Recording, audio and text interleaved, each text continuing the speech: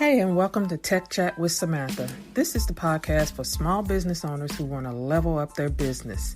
I'll be sharing with you best practices, tips, and how-tos on how to best implement automation and technology into your business. So come along for the ride and listen in.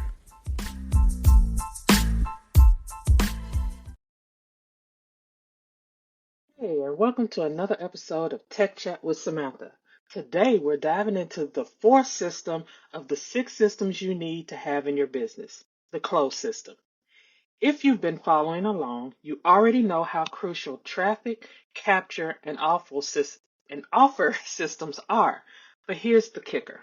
None of that matters if you fumble when it's time to close the deal. In this episode, we'll cover what the close system is, why it's critical to get this right on the first try, and key questions to answer for a smooth setup. And as always, I'll share actionable tips to help you automate and streamline your business processes. Stick around to learn how you can avoid leaving money on the table. So, what is the closed system? The closed system is all about bridging the gap between presenting your product and finalizing the transaction. For some businesses, the presentation and close are immediate and seamless. For others, there might be a gap in time or a change in decision makers that complicates the process. Here are the 2 common scenarios. Scenario number 1. The same person who saw the presentation completes the transaction. This is the most straightforward scenario, and automation can make it even smoother.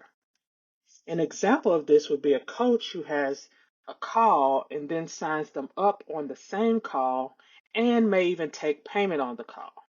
I have several clients who this is their main scenario. Scenario number 2, the decision maker changes. When the person who saw the presentation isn't the one closing the deal, it introduces a time factor that can be unpredictable but must be managed effectively. An example of this would be a service provider who has to present their presentation, then send a proposal to be brought back to the decision maker, then wait for acceptance of that proposal, then send out a contract for signing, and then send out an invoice for payment. The goal of the closed system is to present your product or service, collect payment, preferably without human interaction at lower price points, and ensure higher ticket sales are supported by human involvement when necessary. So why does a smooth execution matter? When someone is ready to buy, every second counts. A poorly executed close can lead to lost sales, customer frustration, and a tarnished reputation. Your close system needs to be seamless, efficient, and authentic. Whether it's an automated process for low-ticket items or a consultative approach for high-ticket offers, the experience should feel effortless for your customers. So, let's dive into some of the questions to answer for you to have a successful closed system. To set up your closed system effectively, you need to address the following. Number 1, and the most important, is who is the decision maker? Are you dealing with the same person who saw the presentation, or do they need to bring it back to a CEO or a COO? An example of having to bring it back to someone, again, as a service provider, you might present to someone, a department head who then has to bring it back to a COO or CEO, okay? Number 2, what is your price point? Is this a low ticket or a high ticket offer? This determines the level of automation versus human interaction needed. So, say you sell courses or you sell a tangible product that's low ticket, like, I don't know, 37, 47, 97 price range. All that could be automated as far as close. But high ticket offers are more four figure and up, where you might have to explain value before someone pulls the trigger and says, yes, let me go ahead and get this. So, what is your price point? Number three, what payment methods which will you accept? So you want to make it easy for your customers to pay. I always like to have multiple ways to accept payment from a customer. This gives them choices and ensures a smooth transaction. So, do you offer credit card payment? Do you offer ACH payment? Do you use methods like Affirm and Klarna and where people who might not have the whole sum can at least make payments. Um, do you take paper checks? Do you take cash? What payment methods will you accept? Have that already figured out.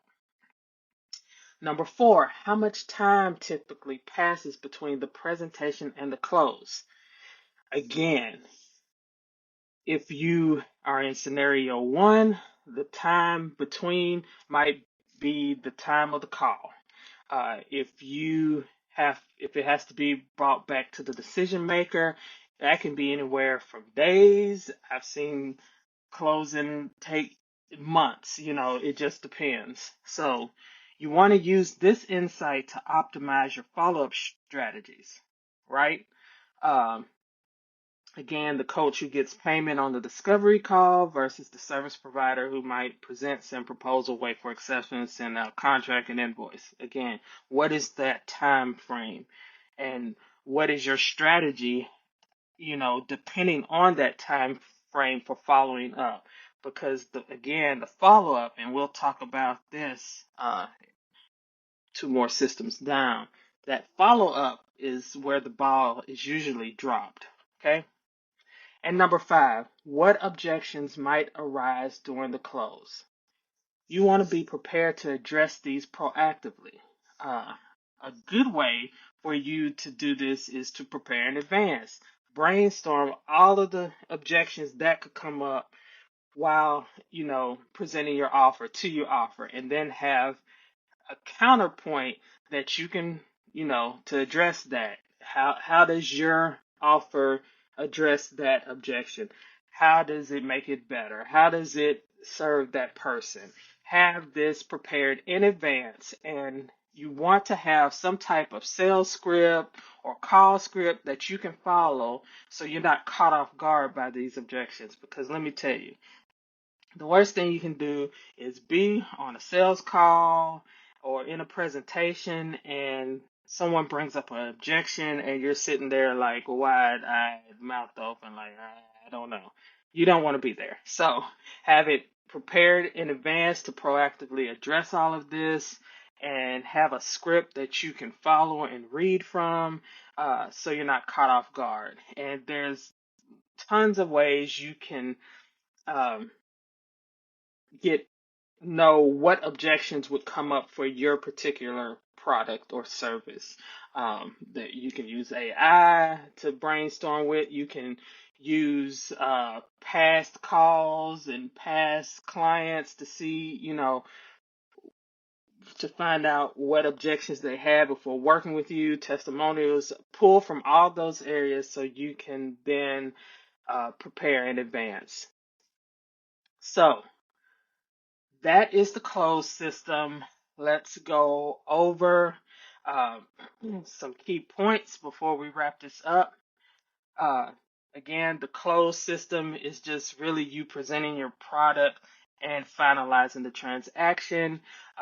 You have usually two scenarios. You're either going to present and close at the same time, or you're going to present to one party and then have to wait on the actual decision maker to make the final decision to then close then. Okay? You're going to want to figure out, you know, your price points, your payment methods. You want to know, the time between presentation and close so you can use those insights to optimize your follow-up strategies.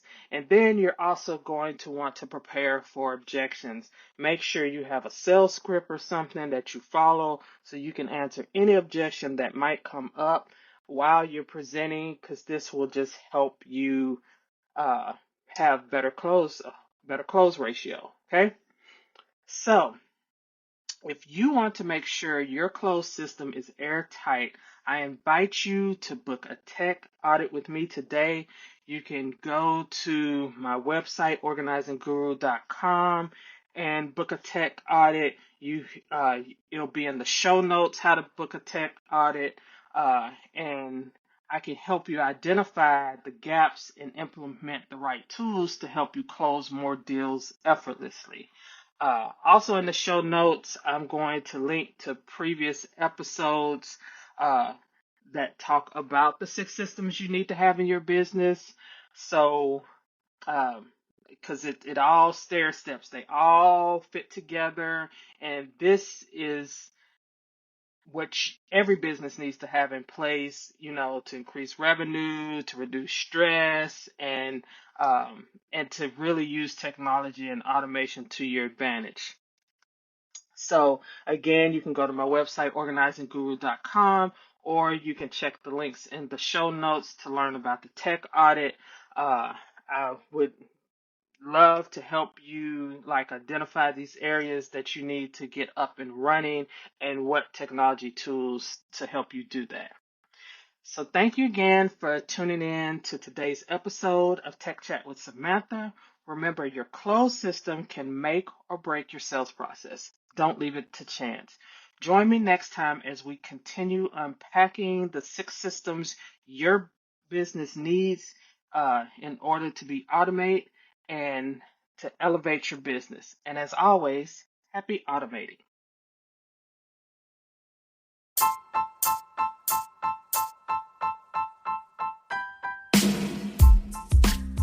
You've just finished listening to another awesome episode of Tech Chat with Samantha.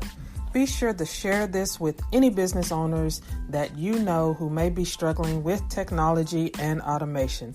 And be sure to visit us at organizingguru.com.